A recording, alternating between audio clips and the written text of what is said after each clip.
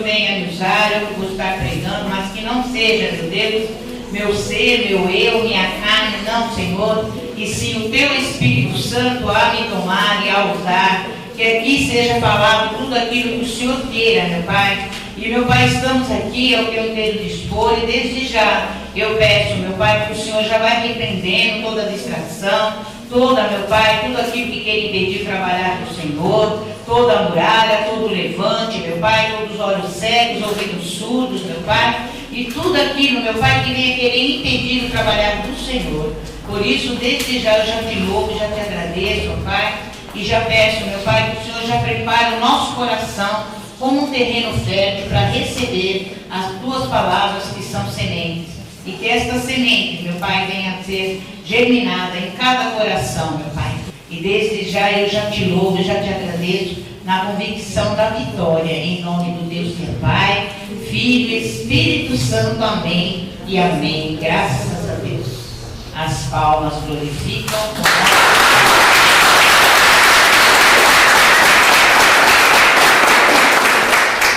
Hoje eu ouvi uma música pela primeira vez. E hoje, em vez de eu falar reflexão, eu vou passar essa música. Essa música ela foi uma gravação de uma crônica. É uma crônica que muitas pessoas podem até ser que conheçam essa crônica, mas essa crônica ela está em música. E eu queria que todos nós agora, neste momento, fechássemos os nossos olhos e ouvisse essa música, porque essa música era uma história maravilhosa. Eu ouvi hoje pela primeira vez na minha casa e foi muito emocionante, é muito linda a música. E justamente como eu vou pregar sobre o amor, eu achei que tinha tudo a ver, para nós podermos estarmos refletindo sobre a pregação desta noite, em nome de Jesus, amém? Então vamos prestar atenção, vamos fechar os nossos olhos e fazer um silêncio absoluto para nós entendermos a história.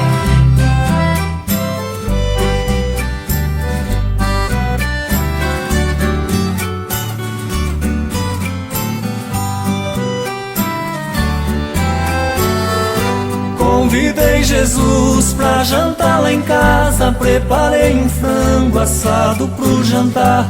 Eu não tenho muito e tudo é muito simples, mas eu fiz de tudo pra lhe agradar. Tudo preparado e a mesa posta, alguém bateu a porta, corri atender. Era um mendigo, estava faminto, me pediu alguma coisa pra comer. Eu pensei, agora o que é que eu faço? Se eu tirar um pedaço ele vai perceber. Mas tirei com jeito uma coxa do frango e dei pro mendigo pra ele comer. Ele foi embora dizendo obrigado, que em sua mesa nunca falte o pão. É feliz o homem que tem caridade e que traz o amor em seu coração. Eu entrei e fui conferir a mesa para ver se tudo estava no lugar. De repente bate a porta outra vez, pensei é Jesus que acabou de chegar. Quando eu abri vi uma criança toda maltrapilha e de pé no chão. Seus olhos pediam além da comida que eu também lhe desse um pouco de atenção. Fui até a mesa, peguei outra coxa, muito que depressa a criança comeu. Vi a alegria estampada em seu rosto, quando num sorriso ela me agradeceu. Muito obrigado, que Deus lhe abençoe, que em sua mesa nunca falte o pão. É feliz o homem que tem caridade e que traz o amor em seu coração. Passou mais um tempo, chegou Jesus e sentou-se à mesa para a refeição. Ele olhou pro frango, eu lhe disse coma, e me espantei quando ele disse não. Ainda confuso disse, meu senhor, lhe fiz um frango inteiro, mas vou lhe explicar. e me interrompeu antes que eu explicasse. Olhando em meus olhos, começou a falar: estou satisfeito com as 2 coxas desse frango assado que me preparou. Hoje bati sua porta 2 vezes, estava com fome e me alimentou. Tudo que fizer aos pobres e pequenos o fará a mim, porque são meus irmãos. É feliz o homem que tem caridade e que traz o amor em seu coração. Tudo que fizer aos pobres e pequenos o fará a mim, porque são meus irmãos. É feliz o homem que tem caridade e que traz o amor em seu coração.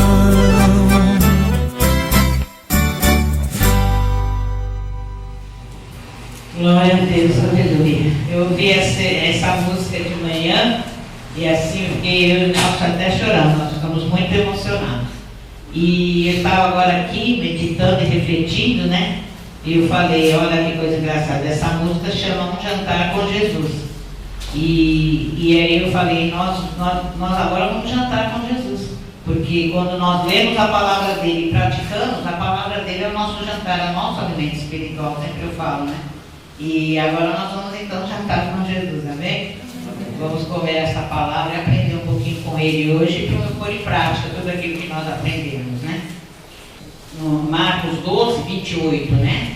Diz assim, ó: aproximando-se dele um dos escribas que o tinha ouvido disputar e sabendo que lhe tinha respondido bem, perguntou-lhe: qual é o primeiro de todos os mandamentos?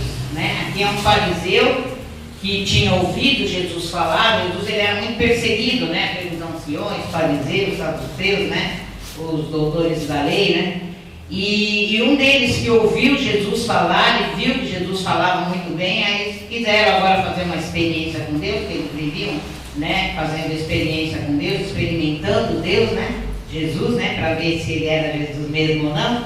E aí este fariseu ele perguntou para ele, né, qual é o primeiro de todos os mandamentos.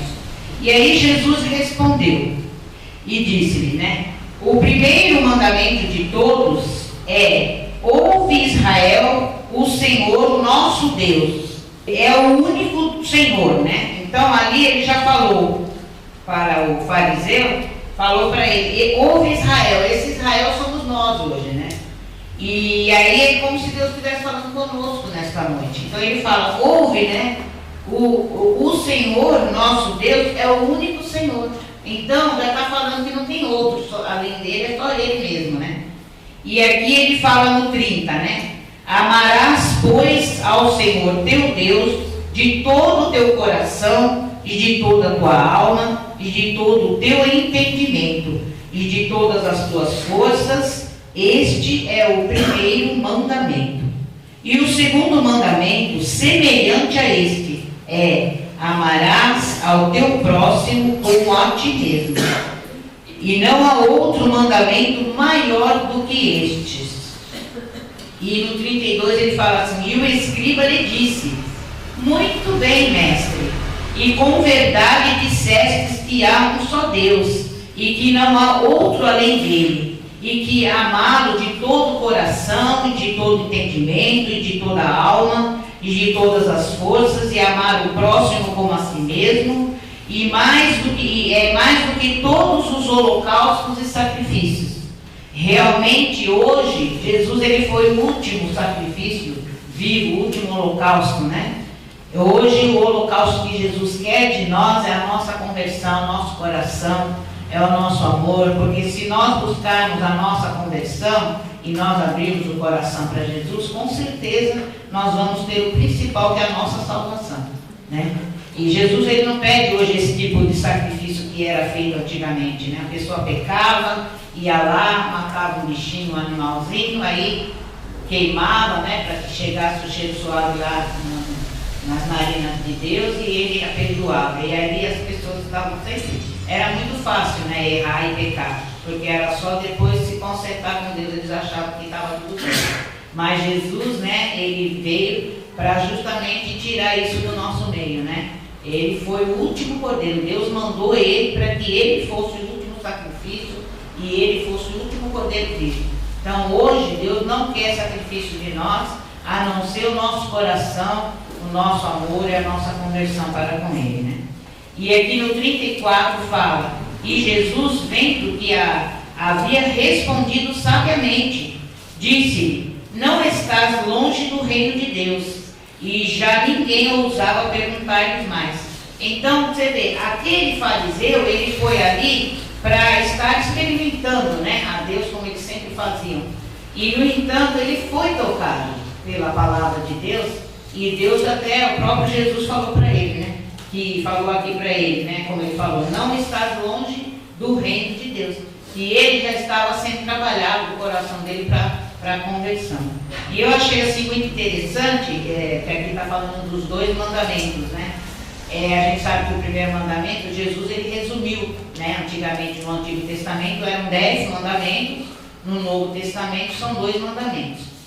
E no estudo consta que tem mais de 600 mandamentos. O mandamento da lei de Deus não é nem só 10 e nem 2, né? Eram 600 e poucos. Mas Jesus, quando ele veio, ele aboliu. E ele fez o quê? Ele resumiu os 10 mandamentos. Ele é tão maravilhoso que ele resumiu em 2. Que é amar a Deus, né, em primeiro lugar, sobre todas as coisas, e depois amar o seu irmão como a ti mesmo. Então, quando a gente ama a Deus em primeiro lugar, não põe marido, casa, filho, ninguém em primeiro lugar na nossa vida, a gente põe Deus em primeiro lugar. E aí a gente disse, ele disse, é o primeiro mandamento com amor, e ele já falou maravilhosamente como que é o primeiro mandamento, né? E aí acrescentando, ele falou isso, né, no segundo mandamento: amar o teu próximo como a ti mesmo. E é isso que nós fazemos, porque é maravilhoso, né, a gente amar o nosso próximo igual a nós, porque o que nós não queremos para nós, nós não queremos para o nosso irmão. Então eu achei muito interessante quando eu estava lendo e refletindo isso aqui. Eu falei, nossa, que beleza, né? Eu falei, então, para mim, assim, foi uma bênção Deus falando comigo através dessa palavra do amor, né? E agora eu queria que vocês fossem, marca João 15, 9, que fala assim, ó: como o Pai me amou, também eu vos amei a vós, permanecei no meu amor. E no 10 ele fala assim, ó: se guardardes os meus mandamentos, permanecereis no meu amor, do mesmo modo que eu tenho guardado os mandamentos de meu Pai, e permaneço no seu amor. Entendeu? O próprio Jesus, ele era obediente, né? Aqui ele fala que ele permanece, né? Ele obedece os mandamentos do Pai, e aí por causa disso ele permanece no amor do Pai dele, né? E no 12 fala: o meu mandamento é este, que vos ameis uns aos outros, assim como eu vos amei. E em Efésios 5:2 ele fala: e andai em amor, como também Cristo vos amou, e se entregou a si mesmo por nós, em oferta e sacrifício a Deus, em cheiro suave, né? Quer dizer, a gente vê aqui que o próprio Jesus Cristo, né, ele fala que ele amou nós de tal maneira que ele se entregou a si mesmo por amor de nós. E ele fala que ele se entregou em oferta e sacrifício ao Pai dele, a Deus, né? E eu me lembro uma vez que eu fiz, assim, uma mesa, né, para um pastor. Ele ficou de mim comer na minha casa, e eu peguei e fiz aquele banquete, aquela mesa, né? E só que a gente esperava e ele não chegava. Aí, meu marido foi lá e chamar ele. E ele falou: não, eu já vou, e não vinha. E aí a gente ficou muito triste, porque eu principalmente, que eu tinha feito, né, a mesa, montei tudo com muito amor e carinho, tinha feito ali as coisas todas, né? E aí o que aconteceu? Eu me lembrei da passagem, né? Que é uma passagem bíblica que o rei mandou chamar as pessoas para o banquete. E aí o que aconteceu? Mandou chamar, cada um dava uma desculpa. Um ia se casar, o outro comprou terreno, o outro tinha que cuidar do filho, o outro ia sair. E aí eles voltaram, e inclusive quando os servos foram chamar, convidar, foram maltratados, bateram neles, né? E eles voltaram a falar para o rei muito triste. E o rei falou: não, mas agora vocês vão então voltar lá, mas não vão mais chamar esse tipo de pessoa. Agora vocês vão chamar os aleijados, os coxos, os cegos, né? Vai chamar os pobres mesmo, né? E ali eles ficaram muito felizes. Nossa, olha, né, o rei mandou me chamar, olha como eu sou importante, né? Aí o aleijado, não, eu também fui convidado, né? Então, quando nós assistimos aquele filme que passou aqui, que Jesus estava oferecendo um banquete e tinha alguns que rejeitavam, né? E ali, naquele filme, passa que o que um não quer serve para outro. E foi o que aconteceu nessa passagem, né? Eles ficaram felizes e participaram todos do banquete. E assim aconteceu comigo. Eu lembrei naquela passagem, eu falei para Deus, eu orei e pedi para Deus para enviar. E ali, quando foi no outro dia, 11 horas da manhã, passou uma senhora numa cadeira de rodas com umas 3, 4 pessoas acompanhadas com ela. Eles estavam pedindo ofertas, doações, né, para eles que estavam em necessidades. E eles estavam com o carrinho de feira cheio. E aí eles falaram, nós estamos com o carrinho cheio, mas nós não temos comida para comer, nós estamos com fome. Se o senhor puder arrumar um prato de comida para ela, pelo menos, que era cadeirante, ele falou, agradeço. Meu marido falou, não, tem banquete para todos. E todos entraram e Jesus então ofereceu aquele banquete para eles. Então, muitas das vezes a gente faz um banquete que não é para a pessoa certa. Mas Deus envia, né, os anjos dele para orientar as pessoas certas e assim fez, né? Então, agora para completar essa passagem do amor, hoje eu quero que vocês abram em Coríntios 13. E eu me lembrei até dos meus 50 anos de casamento, que a pastora Ana Paula e eu também, né, pastora? Esta passagem ela fecha assim com chave de ouro, né? Falando sobre o amor. É a passagem, é o capítulo do amor, né? Um dos mais belos e conhecidos, né? Textos das Escrituras, né? E aí diz assim, ó. Ainda que eu falasse a língua dos homens e dos anjos e não tivesse amor, seria como metal que soa ou como sino que tine. E ainda que tivesse o dom de profecia e conhecesse todos os mistérios e toda a ciência, e ainda que tivesse toda a fé, de maneira tal que transportasse os montes, e não tivesse amor, nada seria.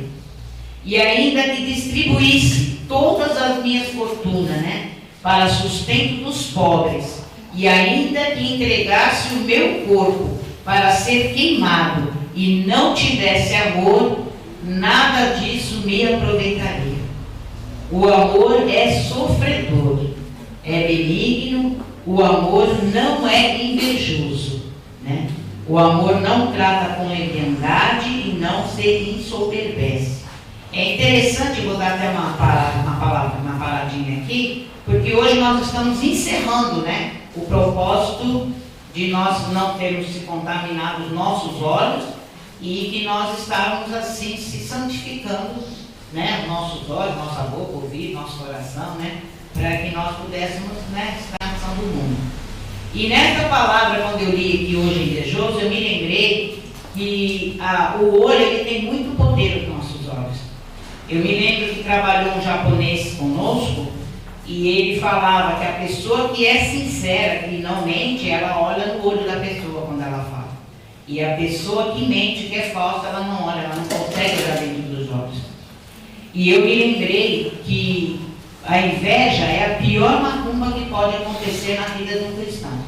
O cristão jamais ele deve ter inveja do outro irmão, porque ele deve ficar feliz quando o irmão é abençoado, quando o irmão conquista um carro, compra um carro, quando ele trabalha, quando ele muda de emprego para um salário maior. Nós temos que se alegrar e não ter inveja do irmão, porque Jesus ele fala em Eclesiastes, tudo tem no tempo dele. Todo o propósito dele debaixo do céu e da terra está na mão do Senhor.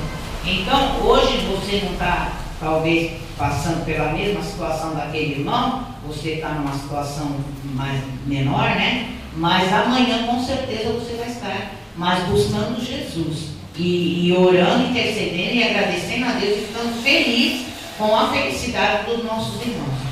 Aquele que, sabe, recebe a bênção, nós temos que glorificar a Deus pela alegria e pela felicidade de cada irmão. Por cada bênção, por cada crescimento espiritual ou aqui na terra física, né, que a pessoa tem. Então nós temos que agradecer. E eu me lembrei de como que os olhos, ele é poderoso tanto para abençoar como para não abençoar. Por isso que na outra pregação que eu falei dos olhos, né? Foi muito importante esse sinal que eu ensinei para vocês. E eu me lembrei de uma passagem que eu ainda não era cristã, né? E nem minha família. E teve uma pessoa da minha família que foi na minha casa, e nesse dia eu tinha ganhado um vaso muito bonito, um vaso de louça com um laço, com umas rosas, né? Umas rosas vermelhas, e algumas elas chegavam com a cor de vinho, era botão fechado, algumas estavam abertas, algumas estavam abrindo ainda, né? E era assim muito lindo, o vaso era muito lindo mesmo. E essa pessoa chegou na minha casa, ela viu ali, ela ficou encantada com o vaso. Mas só que quando essa pessoa foi embora, que eu entrei na porta da minha sala, esse vaso estava numa mesa redonda no canto da minha sala. Eu quase tomei um susto, porque a rosa ficou um carvão.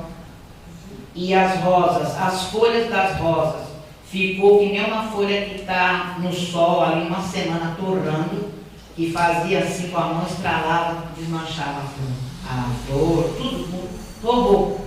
Então, às vezes, muitas das pessoas às vezes não acreditam, mas é verdade. Os olhos, né, tanto ele abençoa como ele amaldiçoa. Então, nós precisamos tomar cuidado com os nossos olhos. Nossos olhos são para abençoar e não para amaldiçoar. E tomar muito cuidado, sabe, com o que a gente vê, com o que a gente... Porque, como eu preguei, né, os olhos e o ouvido, ele é o quê? A entrada, a porta de entrada das bênçãos e da maldição. O coração, a Bíblia fala que está cheio daquilo, fala daquilo que está cheio, né? Então, ele vem do coração e aí a boca fala. Então, ou fala bênçãos ou fala maldição.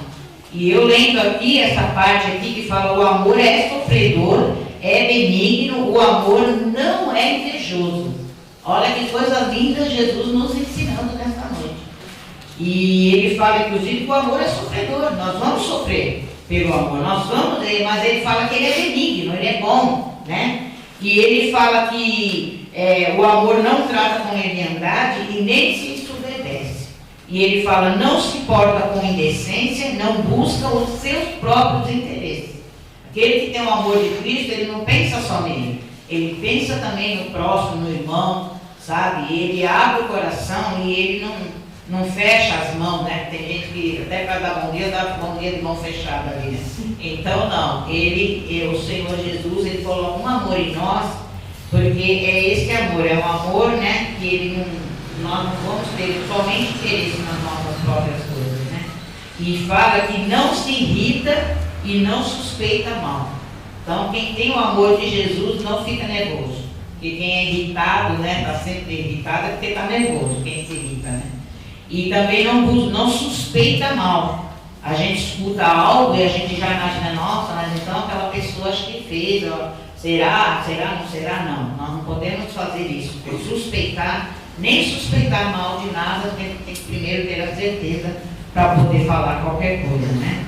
E aí ele fala, não folga com a injustiça, mas folga com a verdade, né? Tudo sofre, ó, o amor. Tudo crê, tudo espera, tudo suporta. Este é o amor de Cristo em nós, né? Aí ele fala assim, o amor nunca falha, né? Mas havendo profecias, serão aniquiladas. Havendo línguas, cessarão. Havendo ciência, desaparecerá. Porque em parte conhecemos e em parte profetizamos. Mas quando vier o que é perfeito, ó, quem será o perfeito, né? Senão o nosso próprio Jesus, né? Então, o que o é, em parte, será aniquilado. Quando eu era menino, falava como menino, sentia como menino, discorria como menino. Mas logo que cheguei a ser homem, acabei com as coisas de menino. E é isso mesmo que acontece quando nós chegamos na igreja, nós chegamos desse menininho. Então, nós às vezes não entendemos a palavra, que nem sempre eu falo, nós tomamos o leitinho, o nenê toma leite. E se comer uma feijoada, a gente mata o neném, né? Agora, quando a gente vai ficando firme, alicerçado no Senhor Jesus, nós deixamos de ser neném e já passamos a ser homem. E aí sim nós podemos comer esses pratos espirituais, né? Mais fortes que a palavra de Deus fala, né? E aí no 12 ele fala, porque agora vemos por espelho e enigma, mas então veremos face a face. Agora, Conheço em parte, mas então conhecerei como também sou conhecido. Agora, pois, permanecem a fé, a esperança e o amor. Estes três, mas o maior destes é quem? O amor. O amor. Então, o amor supera tudo, né? E aqui, tem uma reflexão aqui na minha palavra, que ela é muito linda. Ela fala assim que este capítulo, né, o capítulo do amor, né, fala que é um dos mais belos conhecidos textos da nossa escritura. E nele o apóstolo Paulo aqui está apresentando à igreja de Coríntio a natureza deste dom que vem de Deus, o qual é superior a todos os outros dons espirituais.